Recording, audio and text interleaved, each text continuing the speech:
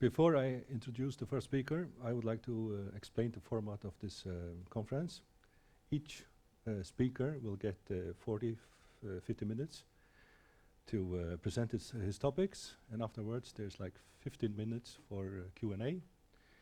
And we have two persons here that will have microphones. It's Jimmy, and I don't see Bjarne. Oh, right in front of me, yeah. And remember, there's only stupid questions. The only stupid questions are those that are not asked. And if you don't like to ask a question in English, they can translate for you.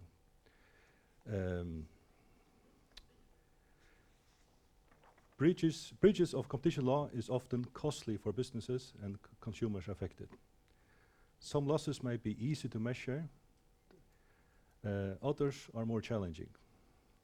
In fair violence, we don't have a law on damages in competition cases, which they have in Denmark.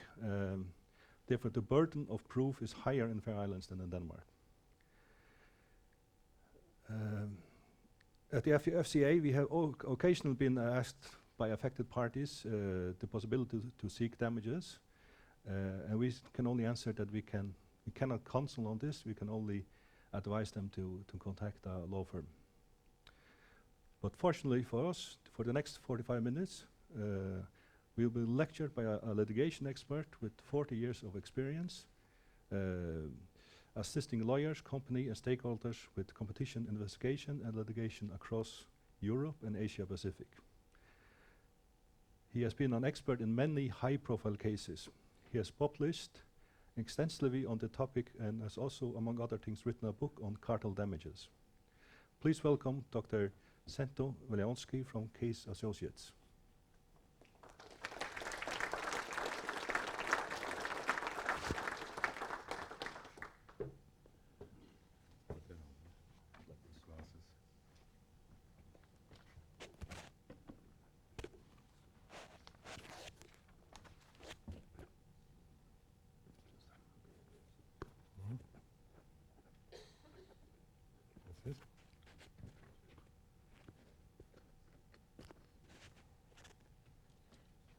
Put this in. Yep, good.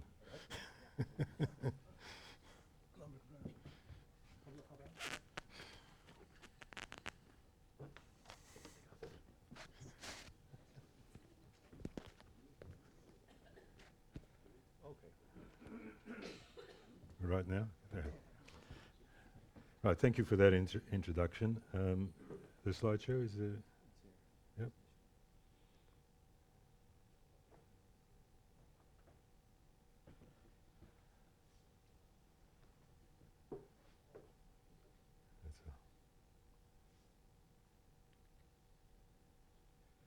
We get the technology out of the way. Right. I'm an economist by training, although I've got a legal background too. And as the introduction indicated, I've been involved heavily in a lot of expert witness work in competition cases in the United Kingdom and also in the Netherlands,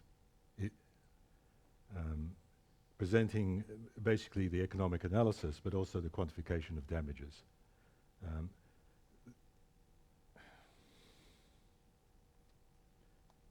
Right, I think that's working. As you know, in the European community law, the right to damages has evolved slowly. And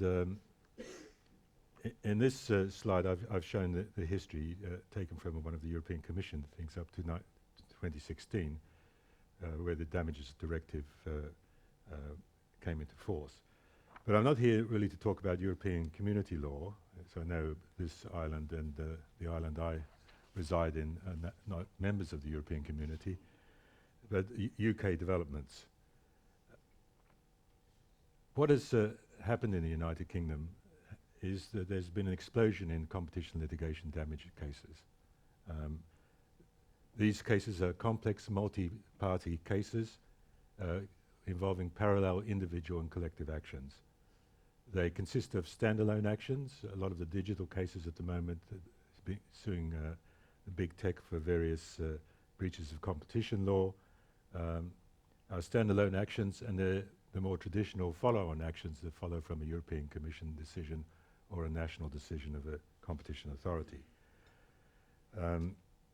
This has put a lot of pressure on the court systems in the United Kingdom because they've had to deal with cases involving, as I've said, multiple parties. For example, I'm representing over 300 claimants in the trucks litigation, and this involves in the UK 70,000 trucks with multiple groups of claimants represented by different sets of lawyers, different experts, and different issues in those litigations. This has led to innovation in the procedural process of the Competition Appeal Tribunal in the United Kingdom. We have a specialist court, effectively, which is called the Competition Appeal Tribunal, or the CAT, which sits as a 3-member tribunal. Usually one of the members is an economist. Obviously the chairman of the tribunal, each tribunal is a High Court judge or a judge of High Court status. The CAT has had to develop new procedural rules, bringing litigation in a series of waves. For example, in the trucks case, it is preceded by 2 waves of litigation. Initial 3 cases in which overcharges were determined or not determined, as the case may be, and now we're in wave 2 of that litigation, which has involved probably 2,000 claimants segmented into different areas of the supply chain. So those are claiming overcharges, those who have leased trucks are claiming pass-on of the overcharges, and it goes right down to, in some cases, the final consumer who bought goods and services which had logistic services attached to them, which were being supplied by the truck manufacturers. The CAT has most recently, particularly in this Wave 2 litigation, tried to get rid of the lawyers. That's been totally unsuccessful. In November, they said, we want you to come with your expert witness statements by December.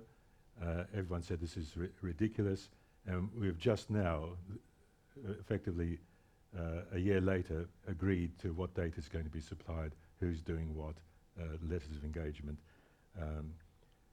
But the CAT has tried to make the litigation process issues-based and expert-led, is their sort of summary of the way the proceedings are supposed to develop. And of course, a lot of this litigation has been supported by the growth of third-party litigation funders who have funded particularly collective actions against those who've been involved in cartels and big tech increasingly these days. So just a few slides on the caseload of the in England and Wales. Scotland has a different legal system. As you can see, for each year there are 3 bars because there are 3 divisions of the court that can handle this. The CAT is handling an increasing proportion of these cases, but we also have the competition division of the High Court and the commercial court that are holding. But you'll see a massive uptick in 2022, and that's when the collective action regime was clarified. This shows a breakdown of the type of cases, and you'll see, I won't go through this in particular, but there was a big spurge of interchange fee litigation, claiming damages for excessive interchange fees. Trucks is the second wave. Everyone, I would imagine nearly every law firm in the European community and England and Wales who have a competition practice are involved in trucks litigation. And increasingly now, there's been a spurge of digital litigation. What has happened in the United Kingdom? The kickstart for most of this, most of you will know the Korean case, which really established that you could bring a tortious action for damages for breach of competition law. But the Consumer Rights Act of 2015 basically introduced into the United Kingdom collective actions or class actions. And this set a very permissive certification process based on the Canadian model. So it's, in order to get certified, you have to set out a methodology. The experts have been involved in this. And it's more or less the equivalent of what they call in the United Kingdom or England and Wales a strikeout action. You have to have an arguable case. The CAT totally misinterpreted even their legislation that they've been involved in setting up, and said that one had to establish damages, one had to set up a credible methodology, and one had to show that the aggregate damages, which I'll come to in a minute, was composed of individual damages, which defeats the whole purpose of a class action, because if you have to estimate individual damages, what's the purpose of a class action? It's going to be horrendously... In the Merrick's case, where they made that decision, there were 49 million claimants.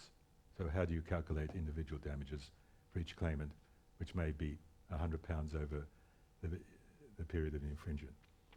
As I've said, this has given rise to third-party litigation funders and another development, what I call entrepreneurial lawyers. Lawyers are roaming the countryside trying to get people to bring damage actions.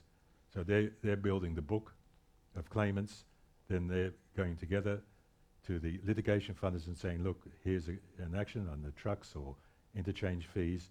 Here's our expert. He's calculated on the back of an envelope what the damages would likely to be, and will you fund this? So in the case of Merrick's, which I was involved in, which was the first collective action that set up the sort of rules, the damages were, I think, about 14 billion. And the litigation funders stumped up initially 47 million to cover the fees and adverse costs. So it's big business for lawyers and experts. Everyone's doing it now, and the fees are interesting, to say the least. To show how this is accelerated is one law firm has done an overview of the amount of collective actions, and it's determined that at the end of 2023, 540 million people were involved in collective actions in the United Kingdom. That's 8 times the population of the United Kingdom are party to collective actions. They're claiming over 145 billion euros in damages. That's the claim, not the award. I'm sure the awards will be much less than what the lawyers are putting in as figures for the damages. There's a balance between opt-in and opt-out. Like the United States and Canada, the UK has an opt-in and opt-out system. You can bring an action and have a class representative representing all the class on an opt-out basis, so people are involved in the action even though they haven't signed up for it, or opt-in where they actually sign up for it. As I said, increasingly dominated by technology and digital cases after trucks and interchange fees. And the boundaries of the application of competition law to these damage cases are being tested, being used often for consumer protection, excessive rail fares, and environmental regulation. A case has just come up for suing the water authorities for discharge of sewage in breach of the environmental requirements. So we don't have class actions for a lot of other areas, or most other areas, but we do have for consumer, and the lawyers are pushing the boundaries of that. And there's the average value of a class action is 3.2 or 3.3 billion euros in the CAT. So they're big cases involving a lot of people, a lot of experts, and a lot of issues. And that's a breakdown of the collective proceedings, which I won't think. Now, getting to the actual practical mechanics of it, as mentioned, I wrote a book on cartel damages, mostly during lockdown, something to do. And obviously, the procedure, which here is the sort of English procedure for determining damages, which I don't think differs from the continental system, and I imagine it's the same in Denmark, is you have an infringement or you have to establish breach of duty. You've got to show that that breach of duty caused the damages, that the damages were those that were the type that were compensable, and then you added interest onto the end of the damages. So that's the general procedure, and economists have been involved, obviously, in all aspects of that procedure. The damage principles in English law or common law, and I would imagine most of the legal system, is damages are compensatory.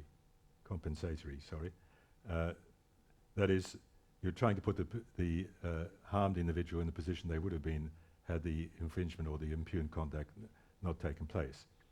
And that leads to what is essentially, in cartel cases and a lot of antitrust damage cases, a hypothetical exercise. What would have been the price in the absence of the cartel or the abuse of dominance? And that's a hypothetical exercise. And the question is, how do you estimate what the prices would have otherwise been? So you've got to set up a counterfactual and have a quantitative method of determining, because there's no point suing someone if you can't calculate the damages or get the damages. The EU Damages Directive has a presumption of harm both for the overcharge and the pass-on. And that, when I initially read it, is pretty useless, because unless you set out what the default value is, a presumption of harm doesn't get you very far. You still have to calculate the harm. And of course, most of the infringement decisions are by object, and if you read a European Commission cartel decision, you won't be any the wiser as to whether damages actually have occurred, and if they have occurred, what the amount is. And most of the interesting information, okay, you'll get it from the confidential version, has been exercised, so often you don't even know what the prices are or what the prices should have been. In English law, the standard of proof is much more relaxed than the standard proof required for liability. In a very English fashion, the judges have said it's the exercise of sound imagination and the practice of a broad axe. Sounds almost Viking, doesn't it? A broad axe coming down on people. But basically what they're saying is we accept that damages are very hard to calculate, even sometimes in a tort action, and we will exercise our discretion once we've heard all the evidence using this broad axe principle. And what has also arisen is the defense of mitigation, which is quite common in tort actions. You accuse the defendants of overcharging. They will say, well, you pass on the overcharge or you absorb the overcharge by reducing costs. And so an elaborate framework of mitigation has arisen to try and limit the amount of damages that the defendant has to pay. Now, the problem there, of course, is that if you can draw up a simple model, or even just think logically, if a company faces increased costs, then they're going to try and pass it on to their customers. And if, for example, it's a trucking company overcharges a leasing company and they claim damages, and then the trucking company says, but you passed it on to your customers, and the customers are not bringing an action, and you can see how the defendants can escape liability very quickly by saying, oh, well, the end customer, which is probably 2 or 3 steps further on the supply chain, the supermarkets or the customers of the supermarkets paid the damages, and they are not bringing a legal action, then the defendant gets off. So I'll come to the treatment of pass-on in English law in a minute. So what types of damages can be claimed? Well, clearly I've mentioned several already. The overcharge damages, the excess price over what it should have been in the absence of the impugn conduct. Lost profits. When you increase prices, generally you reduce output. So if a company faces increased costs, it may reduce the amount of output it produces, and therefore has lost profits on the lost output. Run-on damages are now typical in a damage action. You're saying the cartel stopped on a certain date, but the damages continued for a number of years afterwards. And of course, what the Commission says, or a national regulatory authority says, is the cartel period, or the period of infringement, is based on documentary evidence that they can prove. But obviously, when you're doing an expert witness statement, and you're acting for, and lawyers acting for the parties, they will say, well, that wasn't the actual cartel period because it happened before then. We can see prices were pretty much the same before the infringement period, and it continued afterwards because everyone knew how everyone else priced, so they continued after they stopped talking to each other or the Commission brought their action. Pass on uses a defence and offence, the defence being you passed it on, so I don't have to pay you damages. The offensive use of pass on is to give indirect purchasers a right to bring damage actions.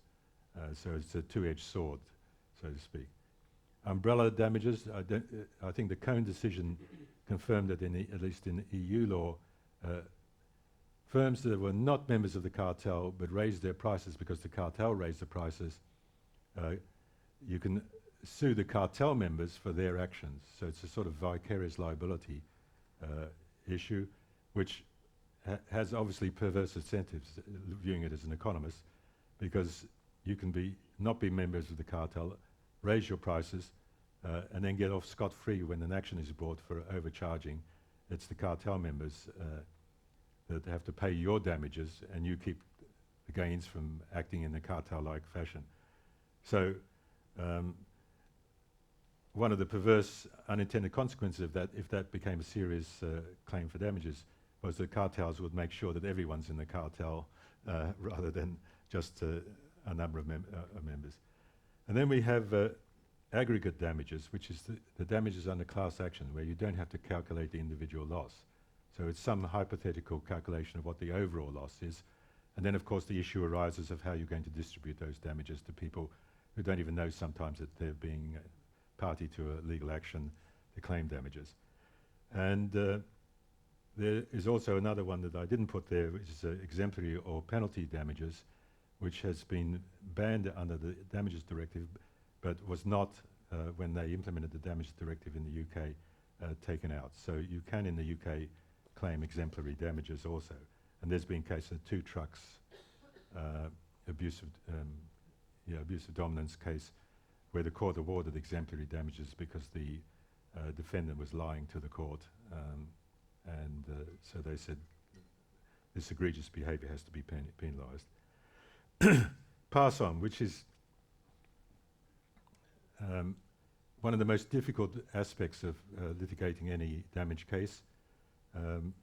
As I said, the defendants will say that overcharge was passed on, and the indirect purchasers have an incentive also to argue that it's passed on. So sometimes, like in the Trial 2 trucks case I was involved in, there was a common interest between the defendants and my client, who leased trucks, to argue that the leasing companies passed on the damages. So we were at one, but in the next case we're at loggerheads, because they're going to say we passed it on, and we're going to say no, we didn't.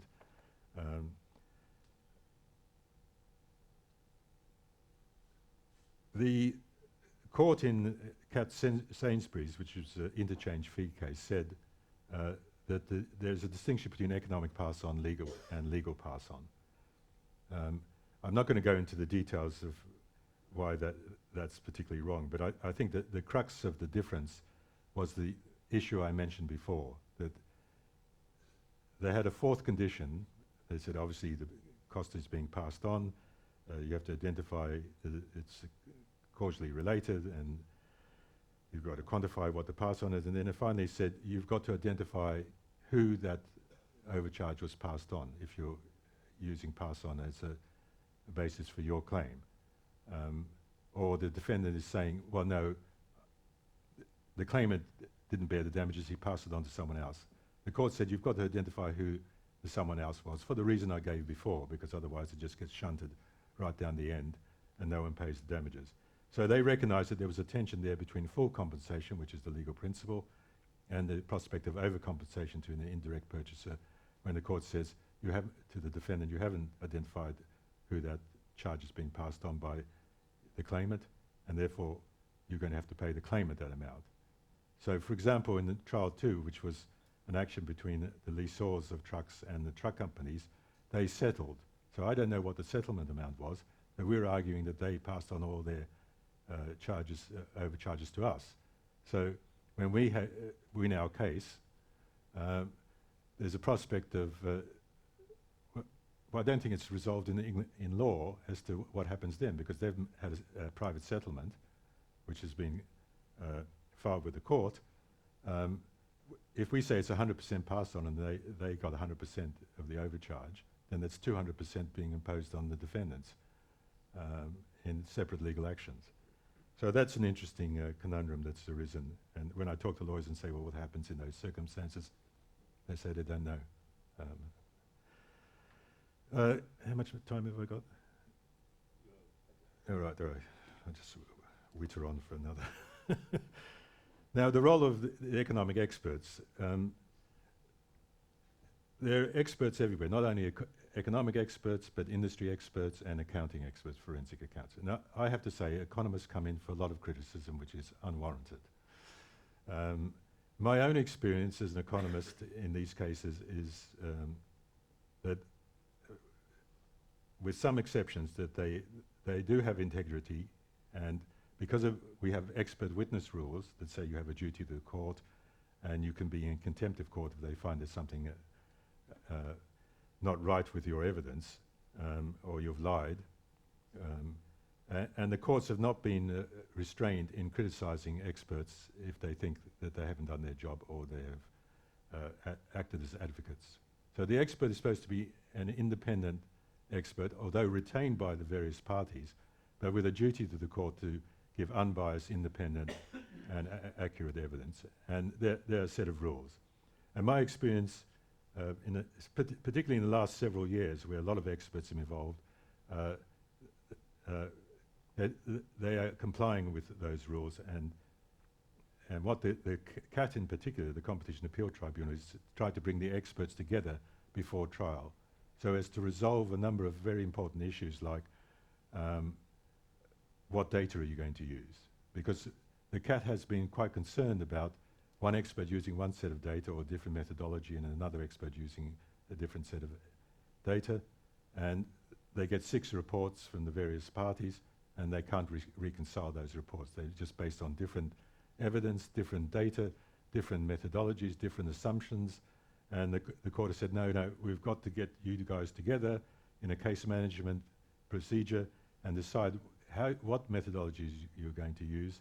And sometimes the CAT has said, I'm not accepting that methodology. For example, there's an economic methodology called simulation analysis, which is basically you draw up a model and you try and simulate what the parties have done. So the model is based on a set of assumptions, and the results are very hard to interpret because they're not based necessarily on factual data. And the CAT in that case has said, when it had a choice between econometrics and simulation, said, no, this is just too hypothetical. You're not going to do it. And we reject your cause of action because of that in a certification process. So this is called passing ships in the night. They don't want passing ships in the night. There have been, if you want to take a negative view of economists, or you can read the Royal Mail versus Daff case in the CAT, where the economist was basically destroyed by the judge, basically saying that he was an advocate, and it just went on and on. That was quite unusual, and that expert was an academic, but he's heavily involved in the litigation procedures, but he was one of the chief economists in the European Commission. He was, and he wrote an article saying, we've got to stop this biased evidence. So it was outrageous that he gave that type of evidence, and it just shows, well, I'll leave it to your own imagination what it shows. But the CAT has said generally that the process of deploying complex economic evidence works extremely well, that economists appearing before the competition, appearing in competition litigation, I should put that up because wherever we are, I don't know, can't go back. How do we go back here? Yeah. Yep. Very high caliber. So they're happy with what's happening there.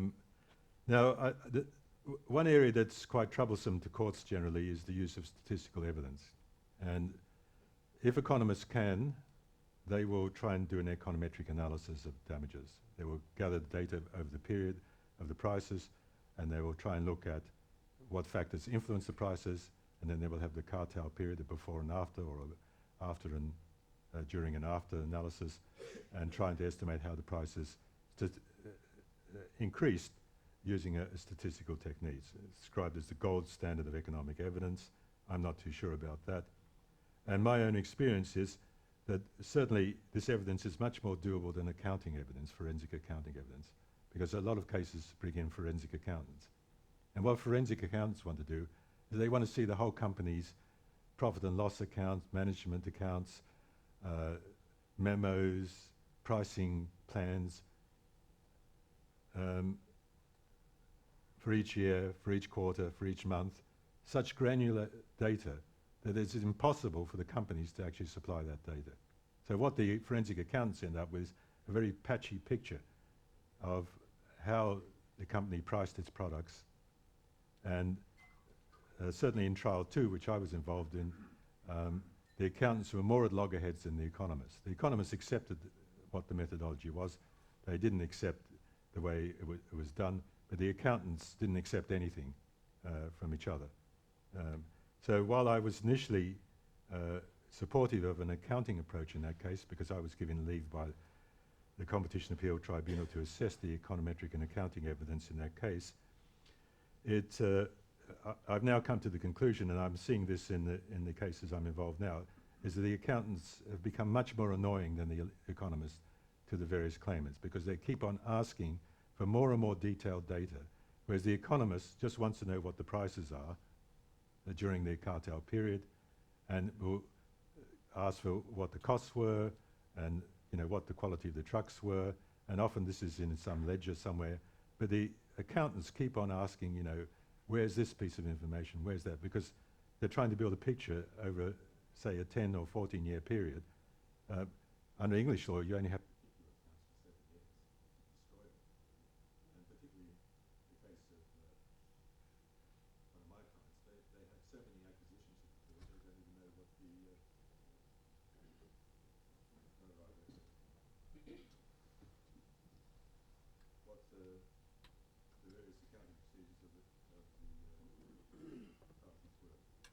what has emerged in the use of econometrics, going back to Royal Mail and also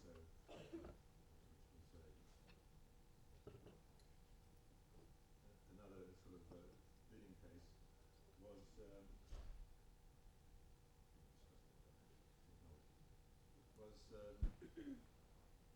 that the econometricians for either side came to very different conclusions about. The defendant said 0 overcharge, the claimant said 10, 12%. And the debate started to get into the intricacies of econometrics and statistical specifications, various issues. And the courts have and it's early days in the application of this, the courts have said basically, this is unreliable. We're not going to, and they use the drawbacks and they came to a figure of 5% based on evidence. Sorry, Cento, let's change batteries. Even the technology is getting bored of the talk. Yeah. Right. Okay. Anyways, it's more or less over. More or less over, okay. Forced exit. Yeah. Anyway, I've written a lot on this because I was an academic for quite a long while. I was quite interested in the legal process. So in the presentation, which I'm sure the organisers will make available to you, there are a series of articles and of course the book. And if you want to buy the book, I'm not objecting to Oxford University Press. So thank you very much for your attention, and I'll hand it back to the Master of Ceremonies.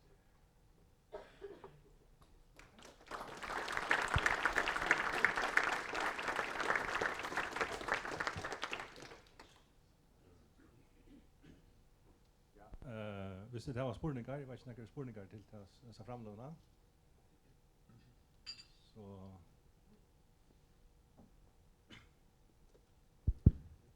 I can start with a question. So you mentioned that in class action lawsuits, there are 8 times the population of UK as members. Can you care to elaborate on that point, on how that's possible, and what's the nature of that Well, excessive size of membership? well, if you bring an action for everyone who uses Google and everyone who uses a credit card,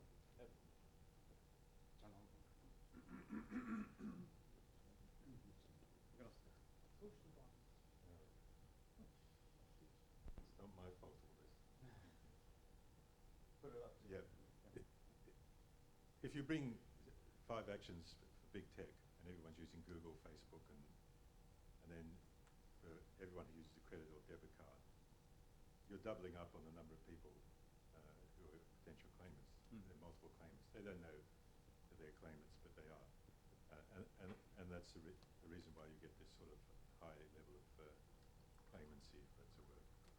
And do those kinds of sizes in you can use this one. Do those kinds of sizes in class action lawsuits, do those usually go through? Does it lead to then? Does it lead to bankruptcies? And how do you settle the class action lawsuits of that size? Well, there've been a couple of settlements over affairs, which I don't think have been relatively large amounts, and none have settled so far of the big actions. The MasterCard, Merrick's versus MasterCard, which is an action on behalf of all users in the UK of credit cards and debit cards, it's been going since 2016, and it's still going up and down the Court of Appeal and the Supreme Court over issues like, should dead people be included in the claim? So that was a very difficult case to start off the collective action regime in the UK, because of the size of the claim, which was the biggest legal claim ever in the United Kingdom, and the difficulty of actually proving the claim. But there hasn't been a settlement yet. But,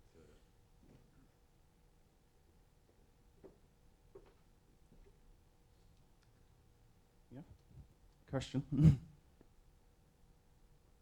I'm not from the Faroe Islands, but I ask a question to you from that perspective. I mean, you know the lawyers' fees and the economists' fees. Is this cartel damage claim a feasible way for a country such as the Faroe, where you could also bundle a lot of claims, but you wouldn't go to the millions? It might be up to 50,000.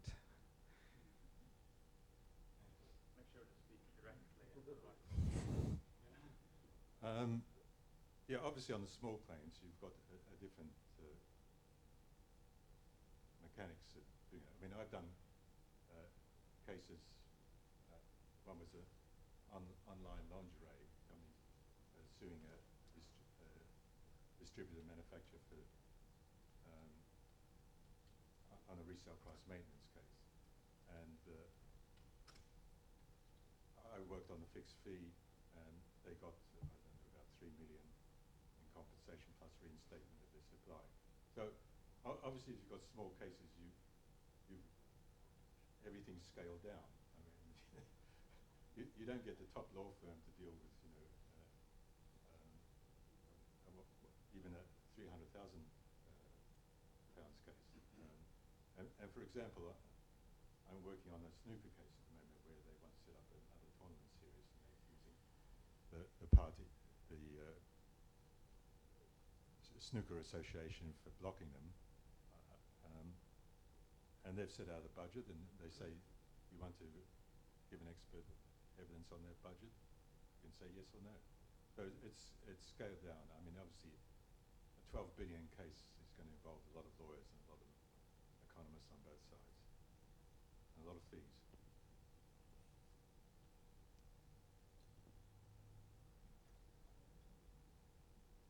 Nachar anar spurningar.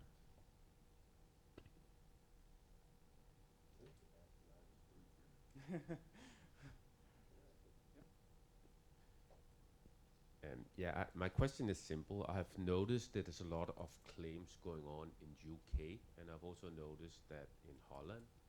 Is there, in your opinion, some jurisdictions that are more friendly to plaintiff than others, and you would recommend, if possible, to bring the claim there?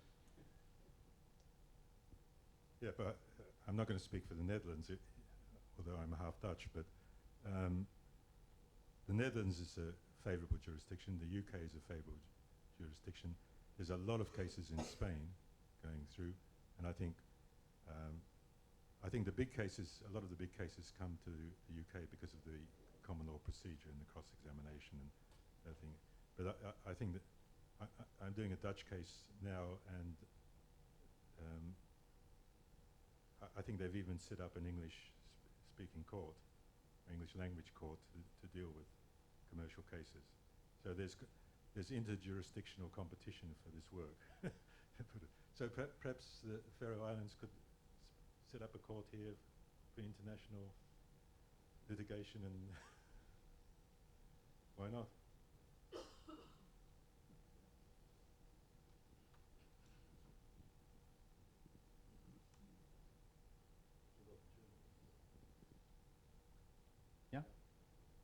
Is this your more for Garcel?